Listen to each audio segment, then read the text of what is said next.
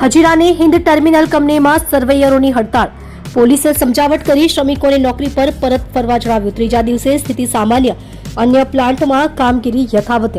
સુરતના હજીરા સ્થિત Hind terminal private લિમિટેડમાં કાર્યરત તમામ સર્વેયરો 8 કલાકની ડ્યુટી અને પગાર વધારાની માંગ સાથે હડતાળ પર ઉતર્યા હતા. આ મામલે પોલીસ કાફલો તાત્કાલિક ઘટના સ્થળે દોડ્યો હતો અને હડતાળ પર ઉતરેલા તમામ કર્મીઓને શાંતિપૂર્ણ રીતે સમજાવ્યા હતા.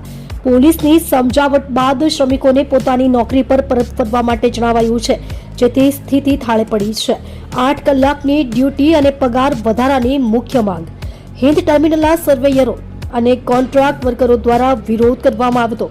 શ્રમિકોની મુખ્ય માંગણી છે કે તેમની કામગીરીના કલાકો નક્કી કરી 8 કલાક કરવામાં આવે અને વર્તમાન પગારમાં યોગ્ય વધારો આપવામાં આવે. આ પડતર માંગણીઓને લઈને મોટી સંખ્યામાં કામદારો એકઠા થયા હતા, પરંતુ પોલીસે સમયસર મધ્યસ્થી કરી મામલો થાળી પાડ્યો હતો.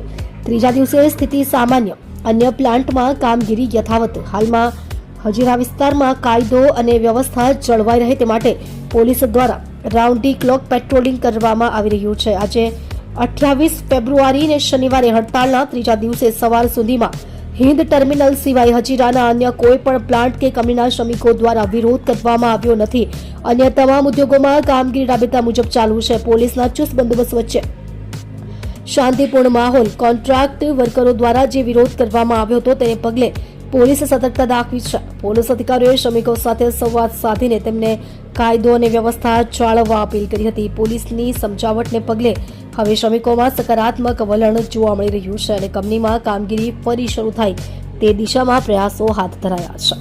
આપ જોઈ રહ્યા છો ગુજરાતની સૌથી પહેલા ખબર આપતી Surat express news channel, director Rajesh મંગલેની સાથે.